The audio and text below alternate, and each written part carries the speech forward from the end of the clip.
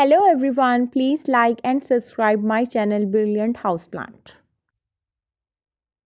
African violet was first discovered in the hills of Tanzania in East Africa.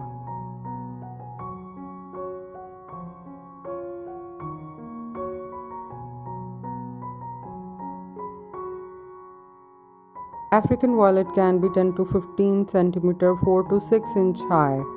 White, pink, blue, purple, red and bicolors are available. It needs 15 to 22 centigrade temperature in summer, but in winter its temperature should not be less than 13 centigrade. Avoid cold bouts and sudden change in temperature. African violet needs bright light but always avoid from strong sunlight, especially from March to October. An east or south window light is ideal in winter. Keep compost moist. The surface should be dry before watering. Always use tepid water because the African violet cannot tolerate cold water on its leaves or ground. Keep humidity high by placing it on a tray of damp pebbles. Mist the plant carefully with tepid water and with fine spray. Keep misted plant away from sunshine.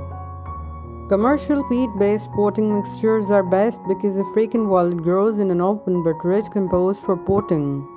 Repot when necessary in spring or summer. Feed liquid fertilizer every fortnight during the growth period. Brown spots or patches on leaves. It happens if strong sun has been shining directly on the leaves or if cold water has been spilled on them. Solution: prevent the plant to strong sunlight between March and October.